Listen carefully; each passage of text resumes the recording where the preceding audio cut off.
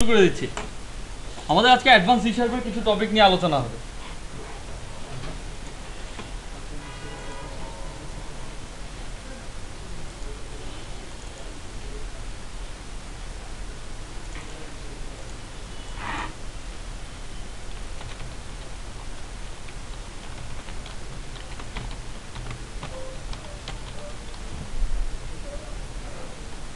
তো আমরা কনসোল অ্যাপ্লিকেশনে যাই।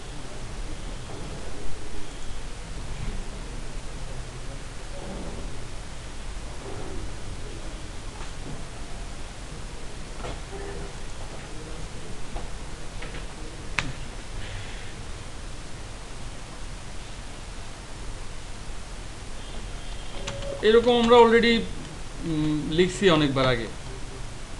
ইন্টিজার আই ডাবল ডি একটা কিছু দিলাম, তারপর বুলিয়ান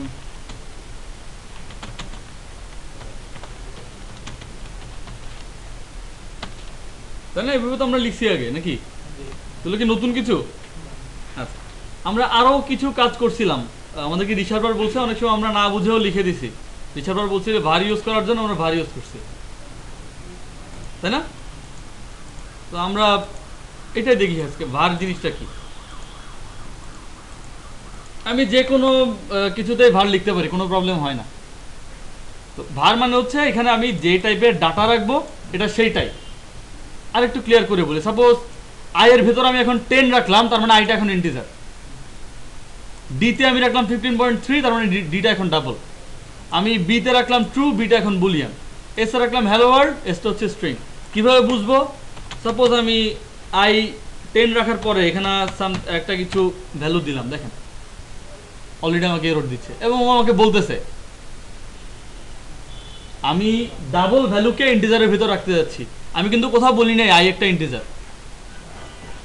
যখনই আমি এই লাইনটা লিখি তখনই ও বুঝে নেয় আই এর ভেতরে ইন্টিজার ছাড়া অন্য কিছু থাকবে না। এটাকে বলা হয়, ভারকে বলা হয় implicitly typed local variable. Implicit explicit মনে আছে তো? এক্সপ্লিসিট মানে আমি এখানে বলে দিচ্ছি যে এখানে ইন্টিজার ছাড়া কিছু রাখা যাবে না, এক্সপ্লিসিট যেটা। আর ইমপ্লিসিট মানে আমি বলছি ভার যে কোনো কিছু রাখতে পারবো, যখনই ভ্যালু বসাচ্ছি তখনই সে বুঝে নিচ্ছে এখানে কি টাইপটা রাখতে হবে। এটাকে বলা হয় ইমপ্লিসিটলি টাইপড লোকাল ভ্যারিয়েবল। আপনারা যখন এরকম ছিল, স্ট্রিং ছিল, এই যে ও এখানে অবশ্য বলতেছে না, মাঝে মাঝে দেখবেন এখানে বলে use implicitly type local variable, এই কথাটা বলে মাঝে মাঝে।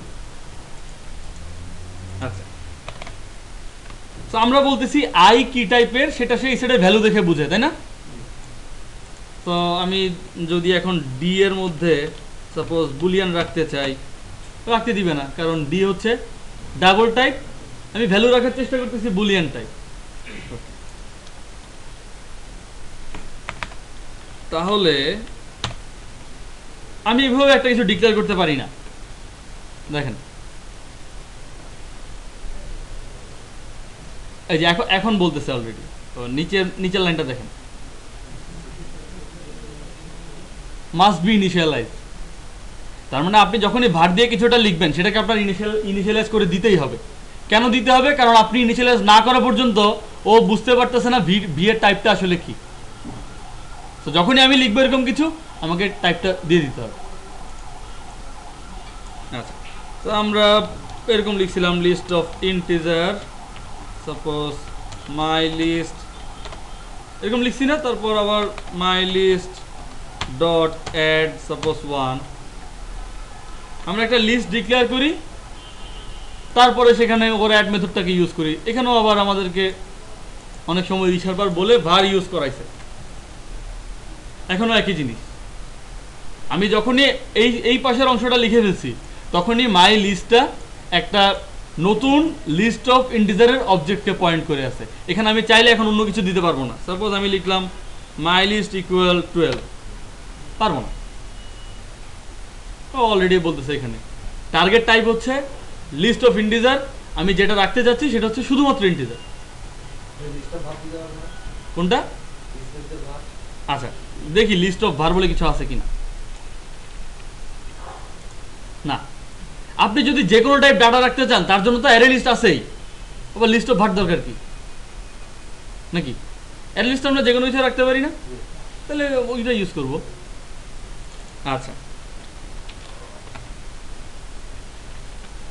এটার নামই হচ্ছে ইমপ্লিসিটলি টাইপড লোকাল ভ্যারিয়েবল। এটা এখানে আমরা যেটা দেই সেটা তো লোকাল ভ্যারিয়েবল না, সোজা কথা। এখানে যেটা দেই সেটা একটা টাইপ। আচ্ছা, তো তারপরে দেখেন আমি পরের লাইনে এসে মাই লিস্টের পরে ডট দিচ্ছি। লিস্টের যা যা কিছু ছিল আগের সব কিছুই দেখতে পাই, সব কিছুই আগেরগুলো। এই যে কাউন্ট। আচ্ছা, তো আমরা একটা টাইপ লিখি নিজেরা। সাপোজ লিখলাম person,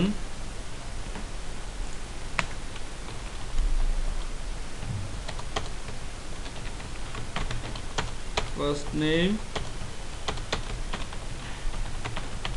middle name, last name, just normally কিছুটা লিখে রাখা। তো আমরা কি জানি আমাদেরকে লিখতে হয় পারসন, একটা রেফারেন্স দিলাম নিউ পারসন, নতুন একটা অবজেক্টকে। এইখানে আমরা ভার লিখতে পারি,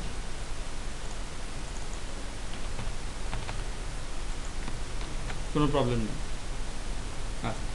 ভার লিখলে আরেকটা প্রবলেম, আসলে প্রবলেম না, সাপোজ আমি লিখলাম পারসন 1 ইকুয়াল দিলে ও আমাকে সাজেশন দিয়ে দেয় নিউ পারসন লেখার জন্য।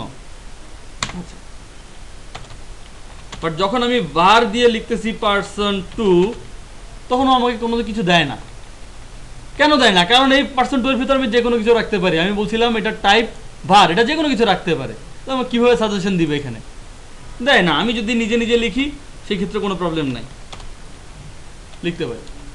আমি এবার পারসন 2 ডট সব কিছু আছে।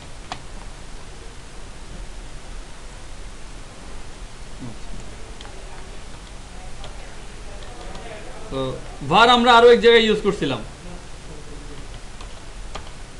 এখানে আমি বলে দিতে পারি ইন্ট, কারণ আমার লিস্টটা ছিল ইন্টিজার টাইপের। হ্যাঁ আসেন, varও লিখতে পারি, একই কথা। আমরা অ্যারে লিস্টের ক্ষেত্রে var লিখছিলাম, কারণ অ্যারে লিস্টের সময় আমি টাইপটা জানতাম না, কি টাইপের ডাটা আসবে। সব টাইপের ডাটা রাখা যেত ওই জায়গায়, তখন আমরা var লিখছিলাম। আমরা বলছিলাম অন্যান্য জায়গায় আমরা আপাতত var ইউজ করব না, পরে ইউজ করব যখন আমরা জানবো আসলে varটা কি, কেন ইউজ করি। আচ্ছা, তাহলে আমি একটা কাজ করি, আমি একটা মেথড লিখি। সাপোজ স্ট্যাটিক ভয়েড, নাম দিলাম m1। আমি চাই এই মেথড যে কোনো টাইপের ডাটা নিবে, আমি এরকম করে লিখি var, যদিও সাজেশন দিচ্ছে না v, লেখা যাবে না, কারণ আমরা আগেই বলছি এটা হচ্ছে ইমপ্লিসিটলি টাইপড লোকাল ভ্যারিয়েবল। কোনো না কোনো মেথডের ভেতরে লিখলে সেটাকে আমরা লোকাল ভ্যারিয়েবল বলি, প্যারামিটারকে কখনো আমরা লোকাল ভ্যারিয়েবল বলি না। তো প্যারামিটারের মধ্যে এভাবে var লিখতে পারবেন না, অন্য কোনো কিছু লিখতে হবে, আমরা পরে দেখব। আচ্ছা, তো এখানে যদি আমরা লিখতে না পারি, সাপোজ প্রোগ্রাম ক্লাসের ভেতরে মেইন মেথডের বাইরে আমি লিখি, লেখার চেষ্টা করি, পারবো না। আবার সে একই কথা, এটা হচ্ছে লোকাল ভ্যারিয়েবলের জন্য শুধুমাত্র, যেহেতু মেথডের বাইরে ইউজ করতেছি সেটা আর লোকাল ভ্যারিয়েবল না, তো ওই জায়গায় আমরা var ইউজ করতে পারবো না। তো কারো কোনো প্রশ্ন আছে কিনা? আছে কি?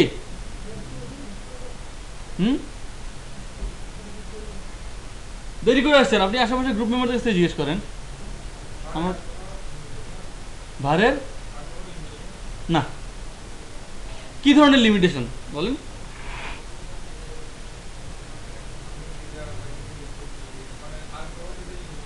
না, আপনি ইন্টিজার লিখেন অথবা var লিখেন, একই কথা, কোনো প্রবলেম নাই। বাট লিমিটেশন না ঠিক। অনেক জায়গায় দেখবেন আমরা যেমন var লিখে আপনি হয়তো এই লাইনে 10 আছে দেখে বুঝতে পারছেন এটা একটা ইন্টিজার নেয়, বাট এটা যদি অন্য কোনো মেথড থেকে ডাটা নিয়ে এই জায়গায় রাখতেন তাও সে আপনাকে কোনো প্রবলেম দিত না। তো সাপোজ আমি এখানে একটা মেথড লিখলাম, আমি লিখতেছি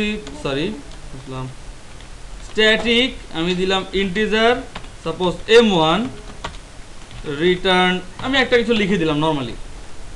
তো আমি জানি এই মেথডটা ইন্টিজার রিটার্ন করে। আমি যদি এখানে বলি কোনো প্রবলেম নাই, দেখেন তো আপনি এই লাইনটা দেখে বুঝতে পারবেন না আসলে M1 কি রিটার্ন করে। আমার জন্য বুঝতে হয়তো সমস্যা হবে, কম্পাইলারের কাছে ওটা কোনো প্রবলেম হবে না, কারণ কম্পাইলার জানে M1 রিটার্ন করে ইন্টিজার। এই ধরনের ক্ষেত্রে হয়তো আপনার বুঝতে একটু সমস্যা হবে যদি var লিখেন। যদি বুঝে লিখেন তাহলে কোনো সমস্যা নেই। যদি শুধুমাত্র কম্পাইলার বলছে দেখে আমি রিফ্যাক্টর করে var করে দিছি, সেই ক্ষেত্রে বুঝতে একটু প্রবলেম হবে। তাই না? এই ক্ষেত্রে সাপোজ ইন্টিজার লিখলে আমি বুঝতে পারতেছি M1 যেটা রিটার্ন করে সেটা হচ্ছে ইন্টিজার টাইপ। যদি আমি এখানে এভাবে নর্মালি var বলে দিই, যে কোনো কিছু রাখতে পারে। M1 তো আমাকে ডাবল রিটার্ন করতে পারে, পার্সেন্ট রিটার্ন করতে পারে, আমি তো বুঝতেছি না, এইটাই আর কিছু না। না, আপনি ওই যে মেথডের ডেফিনিশন থেকে জানতে পারবেন, এই যে মেথডের উপর মাউস রাখলে জানতে পারবেন, অন্য কোনোভাবে জানার তো ওয়ে নাই। কারণ ভারে তো আমরা যে কোনো কিছু রাখতে পারি। এই যে আমরা বুলিয়ান রাখছি, কোনো প্রবলেম হয় নাই, স্ট্রিং রাখছি তাও কোনো প্রবলেম হয় নাই, আমরা একটা লিস্ট টাইপ রাখছি কোনো প্রবলেম হয় নাই, আমরা পার্সন নিউ পার্সন টাইপের অবজেক্টকে রেফার করে দিচ্ছি, সেখানেও কোনো প্রবলেম হয় নাই।